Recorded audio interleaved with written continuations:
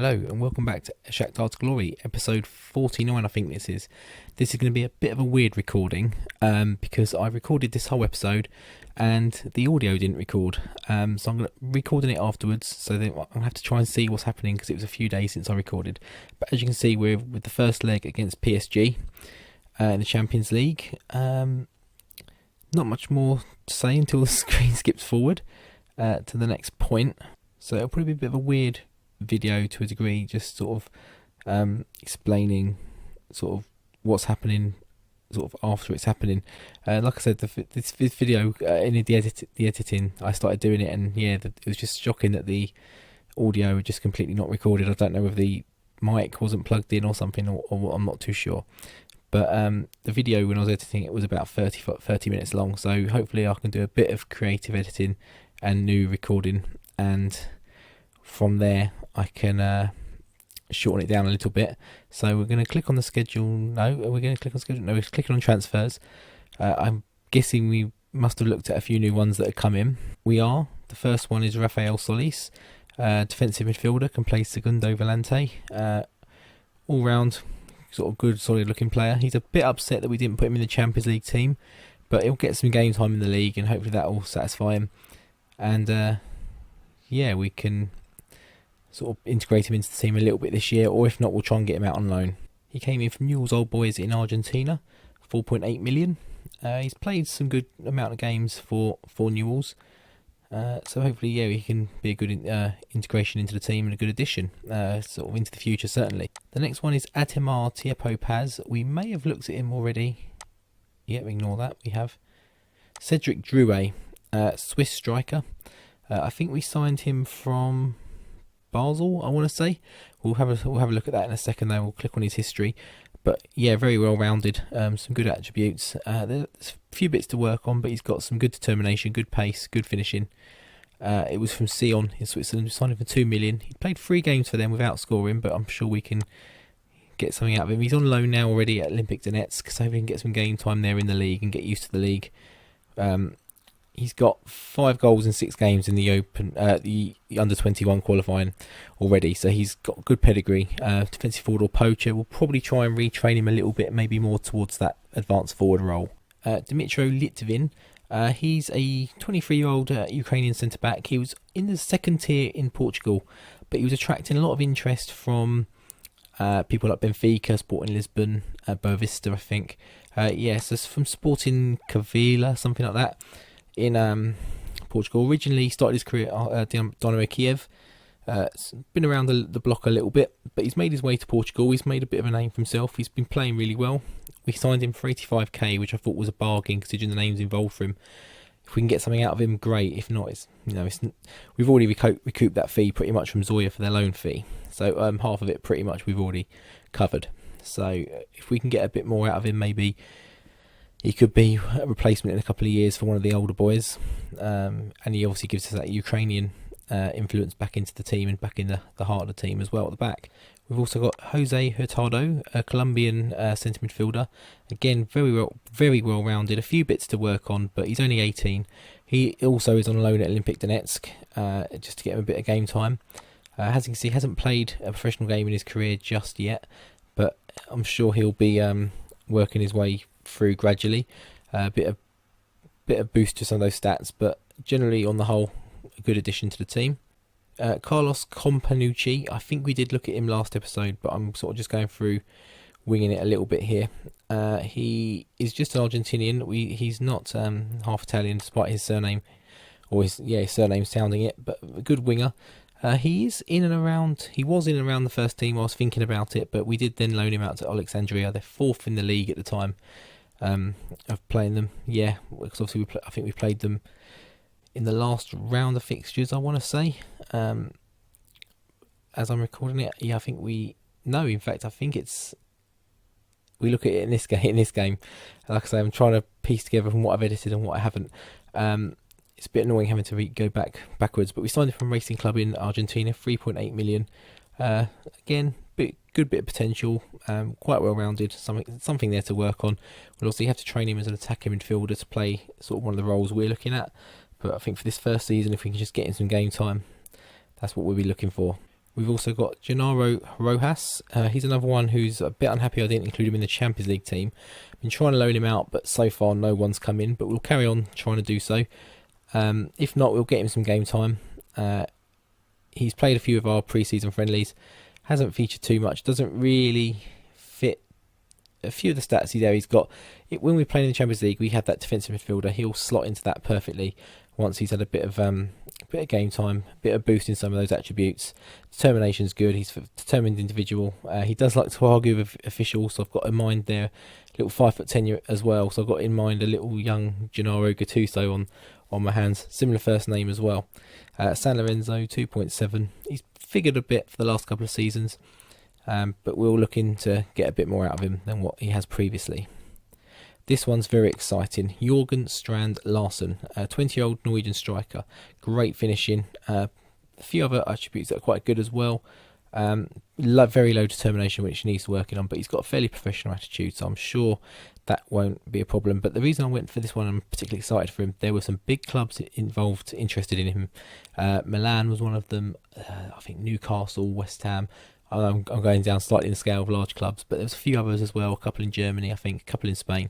But we jumped in first, got in there, and he signed for us. We're again trying to loan him out if we can, but if not, he'll maybe be in and around the squad, particularly in the run-in when we, he has actually been on loan at Milan, didn't figure, so they went back in for him, obviously liked what they had before, but he's went back to Norway. He's done all okay. I'm not sure about Sarpsborg, how successful they are in the Norwegian division.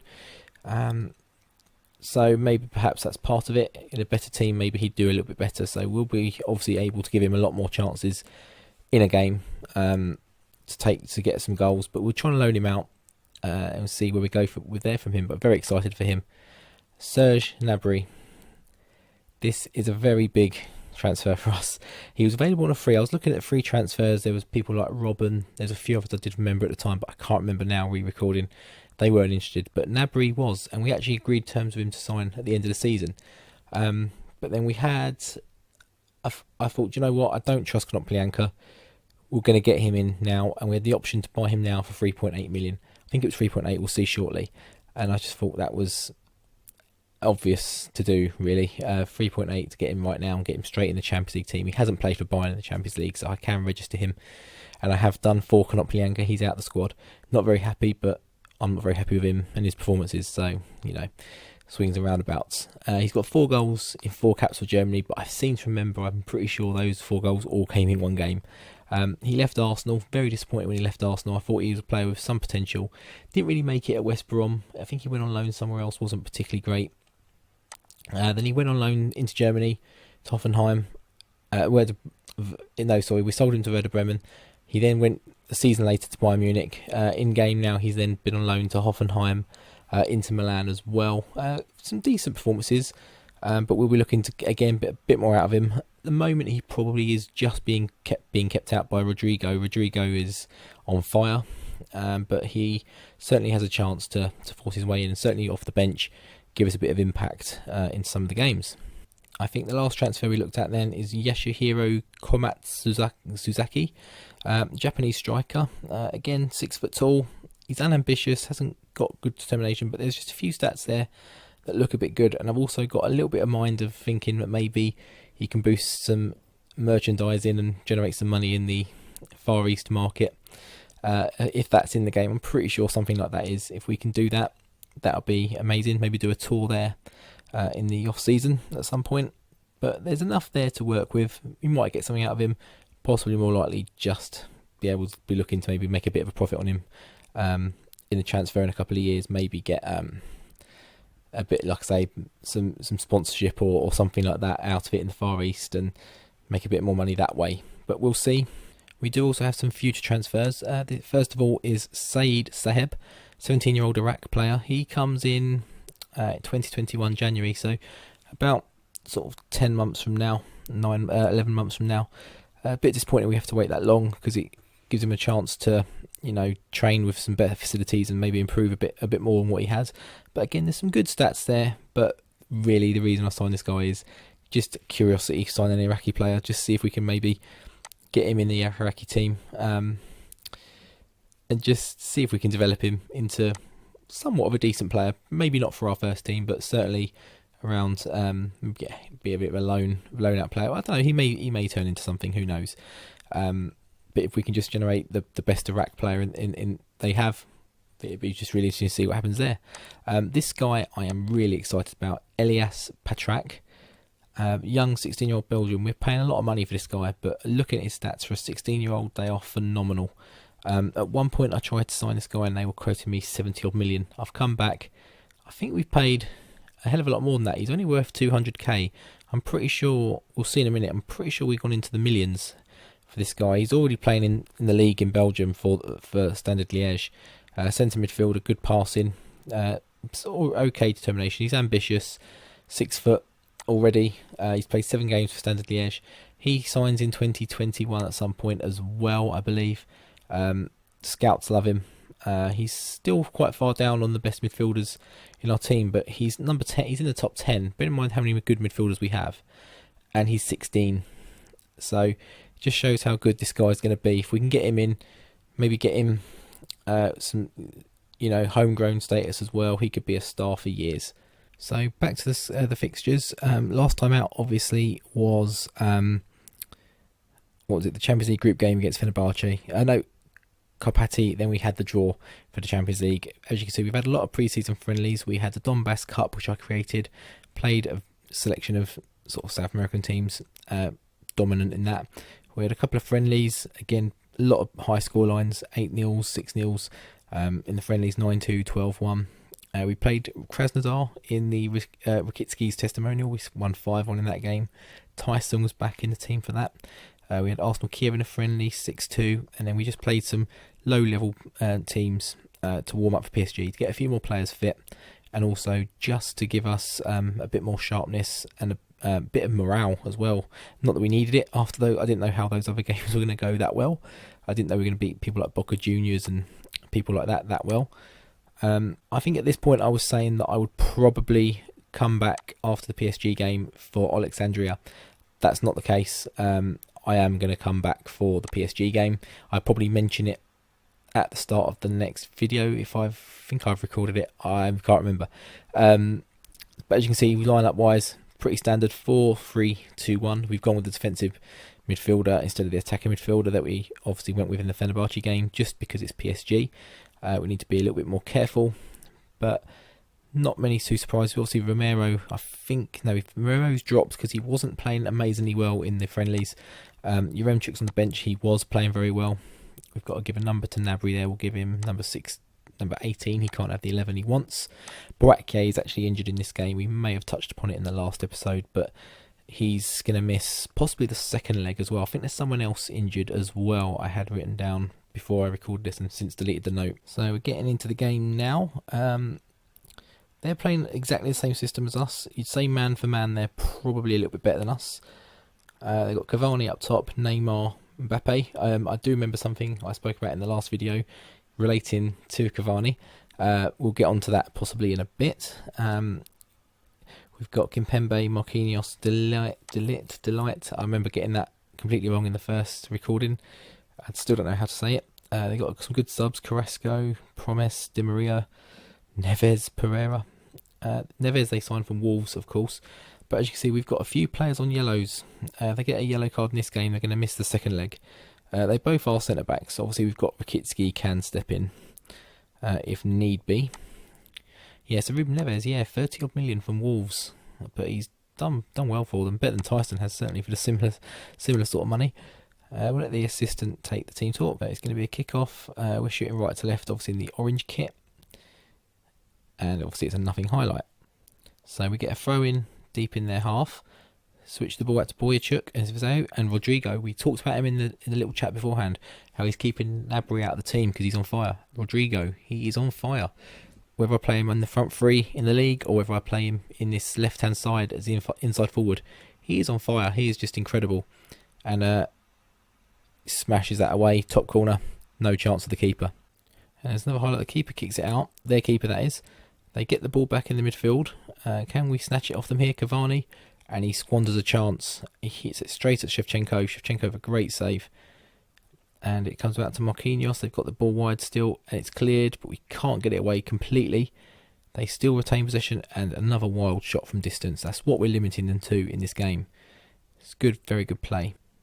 And we get another chance down the side here, but they do get the ball back. Cavani nods it down to Mbappe. He's very deep. You know, he's playing very defensively minded. Cavani is through one-on-one, and again Shevchenko. Cavani straight at Shevchenko. That's 2 sitters he's missed. 2 one-on-ones really. And we clear it from their corner. Can we counter here? Boyachuk, he's got pace, but he gets tackled. We have the throw, but we don't get the highlight for the throw as the half-time whistle is about to go off. That first half just absolutely flew by. I don't remember it feeling that fast first time around. Felt a lot more tense and all that. CSK Moscow have taken the lead against Atletico Madrid, and it's Nagatomo, I think it was, who scored. I'm pretty sure he's played for Inter, left back, Japanese guy. Used to sign him quite often on FIFA. So we'll let the assistant, I think, to the talk, and we kick off. Playing some nice football here, possession football, but it's probably going to be a nothing highlight again. These intro ones usually are. But there's another one straight after, and our keeper just gives it away, and it's Cavani again, and it's Shevchenko again. That's 3 chances for Cavani. Now, I had a feeling that there was something like that which triggered my conversation. I'd like anyone to comment if they oppose me, agree with me, whatever. I don't think Cavani's world class. I just don't rate him.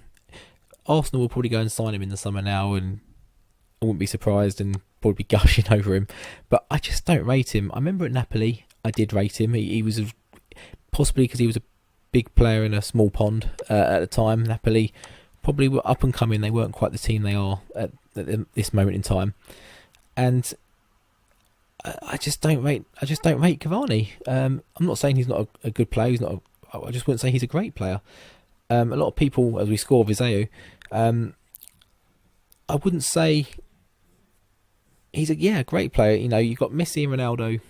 Some would say Salah at the moment in the top band. You got second section, people like Bale, people like Robben, possibly a bit past it now, but still up there.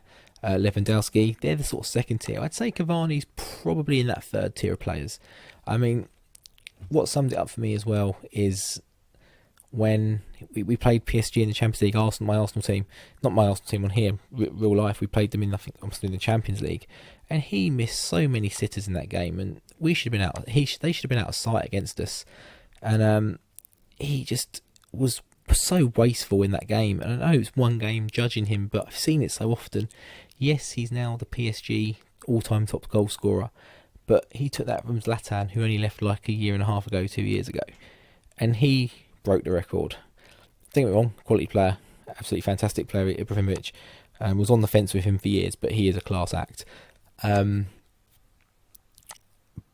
But for him to only beat, a record that stood for like a year, let me know in the comments section what you think. Do you agree? Do you think Cavani's overrated, or do you think he's actually really, really good? And that Neymar goes through, Shevchenko was save. I mean, at the moment, yes, he's missed a couple of sitters, but Shevchenko's making him look bad.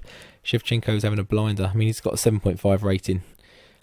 So yeah, 2-0 at the moment, and Paulinho's on. I think we did make some subs in there, which I haven't commented on because I was waffling on about Cavani.